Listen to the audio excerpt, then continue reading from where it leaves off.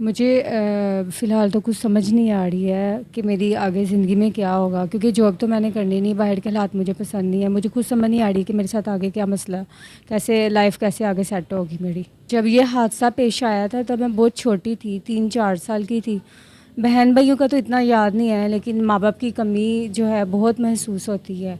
अगर वो ज़िंदा होते तो मुझे इतनी मुश्किल ज़िंदगी ना गुजारनी पड़ती। और जहाँ तक बहन भाइयों की बात है, तो वो होते तो ज़्यादा कमी तो उनकी भी महसूस होती है।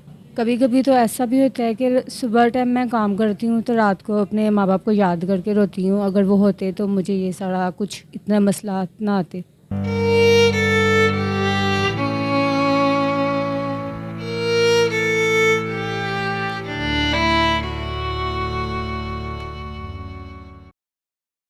अस्सलाम वालेकुम नाज़रीन। आज मेरे साथ एक ऐसी बेटी मौजूद हैं जिनकी तमाम फैमिली ज़लज़ले में वफ़ात पा गई और उस घराने की सिर्फ़ एक बेटी बची हैं।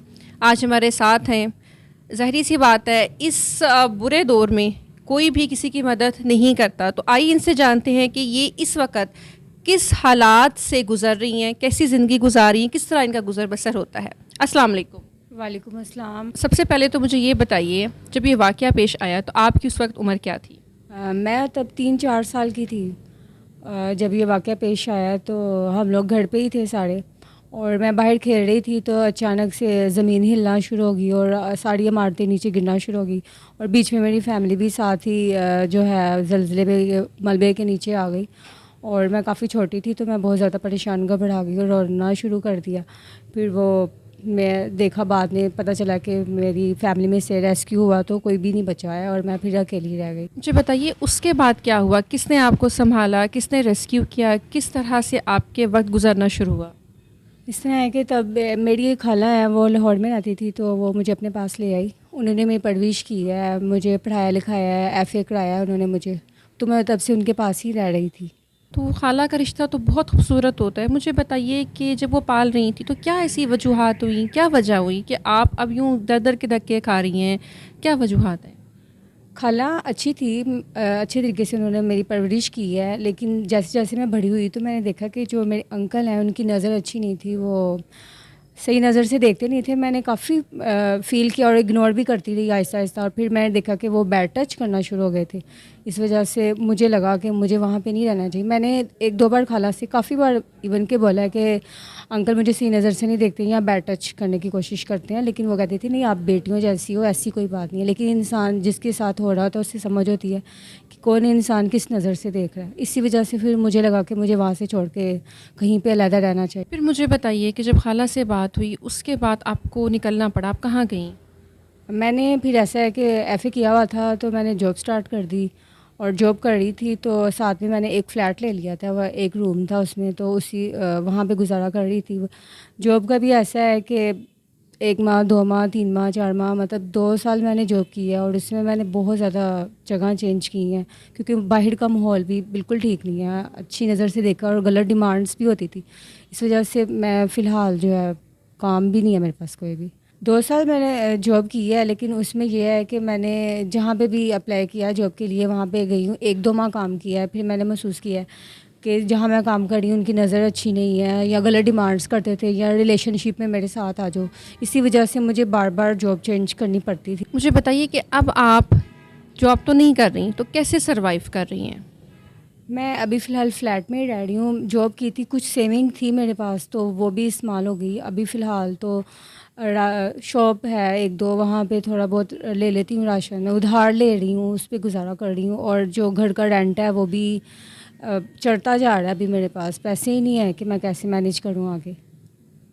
यानी वक्त के साथ साथ कर्ज़ा बढ़ता जा रहा है और आपकी मुश्किलात में इजाफ़ा हो रहा है। मुझे बताइए 2 साल आपने जॉब की, इन 2 सालों में क्या कभी खाला ने आपसे रब्ता करने की कोशिश नहीं की? उनकी कॉल्स आई थी 1-2 बार, तो मैंने बोला कि नहीं, मैं आपके पास नहीं आना चाहती। वजह यही, अंकल के अच्छी नज़र से नहीं देखते हैं, इस वजह से मुझे नहीं लगा कि मुझे वहाँ पे वापस जाना चाहिए।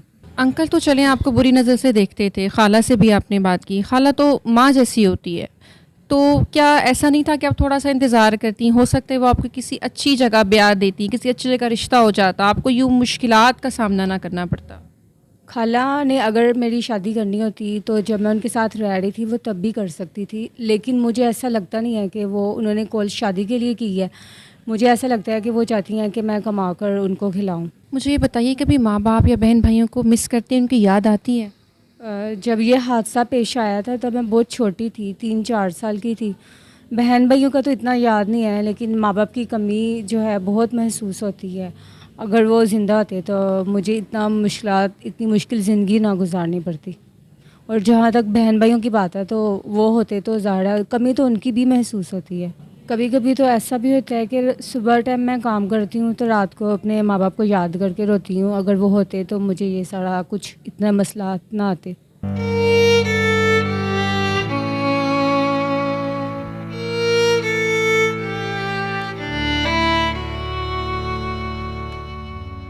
बहन, आप बिल्कुल परेशान हो। इंशाल्लाह ताला हमारे चैनल के तवज्जुह से जो अफराद आपको देख रहे हैं वो यकीनन आपका सहारा भी बनेंगे और इस मुश्किल वक्त में आपकी भरपूर मदद करेंगे। इंशाल्लाह हम भी जहाँ तक मुमकिन हो सका आपकी मदद करेंगे। मुझे ये बताइए, अब आप हमारे नाज़रीन से क्या चाहती हैं?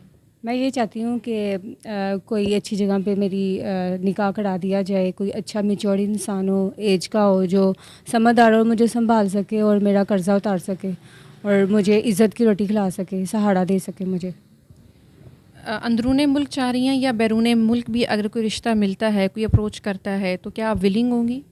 मुझे कोई इतराज़ नहीं है इस चीज़ में, पाकिस्तान में हो या पाकिस्तान से बाहर हो, बस अच्छा इंसान होना चाहिए। खाला या खालू डेफ़िनेटली इस वक्त हमारी वीडियो देख रहे होंगे और आपका इंटरव्यू भी सुन रहे होंगे। उनको कोई मैसेज देना चाहेंगी, या ऐसे ही लोग जिन्होंने अपने ही घर में बेटियों का जीना दूभर किया रखा है, उनको कोई मैसेज देना चाहेंगी?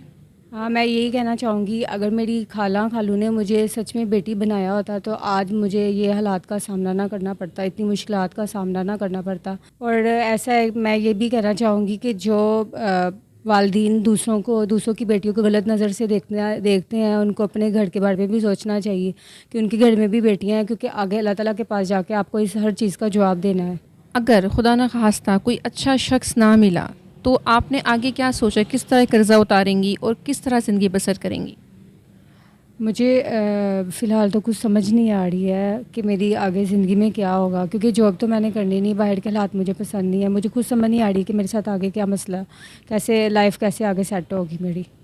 इंशाल्लाह इंशाल्लाह अल्लाह ने चाहा तो आपको एक अच्छा जीवन साथी भी मिलेगा और आपकी ज़िंदगी आसान होगी। जी नाज़रीन, आपने आज इनकी कहानी सुनी कि कितने मुश्किल हालात में इन्होंने ज़िंदगी गुजारी। खाला के घर में भी इनको मुश्किलात रहीं, घर से बाहर निकली तब इनको मज़ीद मुश्किलात का सामना करना पड़ा।